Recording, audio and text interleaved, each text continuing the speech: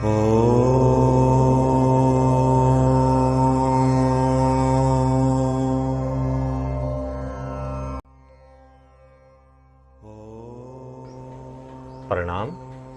पुनः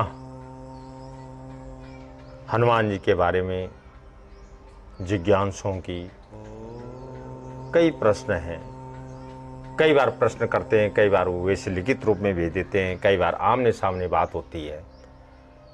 कई लोग ये कहते हैं कि हमने फलाना देवता जो है सिद्ध कर रखा है। ऐसा नहीं है। देवता किसी के बाप का नौकर नहीं है जो तुम्हारे घर में आके पानी भर ले।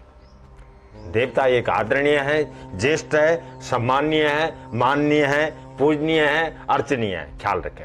आप देवता का कोई एक मंत्र पकड़ लें, उस देवता उसके द्वारा वो आपके कार्य निरंतर सिद्ध कर रहा है, आपको सिद्धि देता है, आपको प्रसिद्धि देता है। ये हो सकता है। लेकिन जो आदमी ये कहते हैं कि हमने देवता सिद्ध कर रहा है, भैरव सिद्धि कर रखी है, काली सिद्धि कर रखी है, हनुमान सिद्धि कर रखी है, ये किसी के हाथ में आने वाली वस्तुएं नहीं है।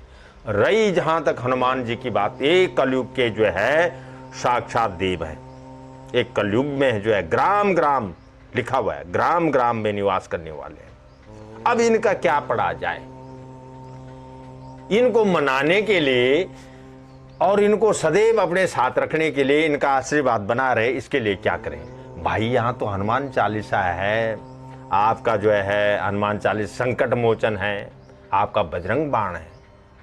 हनुमान चालीसा साधनता आप जो है नित्य पढ़िए उसको। उसमें लिखा है सब सुख लय तुम्हारी शरणा, तुम रक्षक काहे को डरना, असिद्धि नवनीत के दाता स्मृति जानकी माता।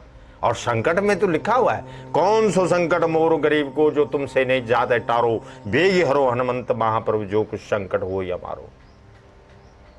ऐसे भाव करते हुए और पल्ला अपना ऐसे करते हुए उस मंत्र को बोले आप 1 बार, 5 बार, 7 बार, 11 बार ऐसे करते हुए, तो ये अवश्य आपको जो है साल भर के अंदर, जब मैंने पहले बोल दिया है, एक मंत्र को जब आप त्रिकाल पढ़ते हैं, यानी प्रातः काल, मध्यकाल और शाम काल, तो उन मंत्रों की जो संख्या होती है 108 के 100, 216, 324, 324 को आप जो है कम से कम 30 दिन से गुणा कर लीजिए। 30 दिन को फिर 12 साल से गुणा कर लीजिए, तो 12 साल में ये मंत्र आपका सिद्ध होता है। ध्यान रखिए।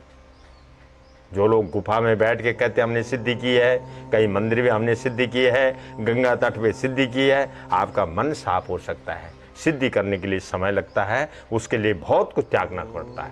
आप घर में रह के ही त्याग न करें, घर में रह के एक कोने पे अपना पूजन स्थान बनाएं, वहाँ पर इन चीज़ों को करें। हनुमान जी को खुश करें, भोग के द्वारा, आप फल के द्वारा, फूल के द्वारा, स्नान के द्वारा, अर्चन के द्वारा, मंत्र के द्वारा, नाना प्रकार के उन पे। हाँ, लेकिन हनुमान जी के लिए एक चीज जरूरी है, उनका एक मंत्र है। वैसे मंत्र उनके जो है 108 ही मंत्र हैं, जितने उनके नाम हैं। हम तो ऐसे करते हैं, अगर राम और राम का पूरा परिवार उसमें ना आए तो हम तो श्री रामेष्टाय नमः ये करके उसमें भगवान वो हनुमान जी खुश है उसमें, क्योंकि राम जिनके इष्ट हैं वो हनुमान जी हैं। तो हनुमान जी तो साक्षात देवता है, इनके बारे में किंतु परंतु करने की नहीं है, बल्कि निरंतर इनके लिए जो है पूजन अर्चन की जरूरत है। आप जो है कभी भी किसी से मांगते हैं तो सर झुका के मांगिए, आपको अवश्य मिलेगा, और जितना आप सोचते हैं उससे 1000 गुना मिलेगा। मेरा ये अपना अनुभव है, जीवन का अनुभव है। तो कृपया करके किसी देवता पे ये प्रश्न उठाएं कि इसने मुझे नहीं दिया है, ये मुझे क्या देगा, इस भाव से भी आप पूजन न करें। ये मुझे क्या देगा, इस भाव से न करें। ये मुझे कितना देगा, इससे भाव से भी उनका तौल न कीजिए। सिर्फ ये कीजिए कि मैंने ये काम करना है, प्रभु मैं तेरी शरणागत हूँ और मेरा काम सफल कीजिए, आपका कार्य अवश्य सफल हो जाए।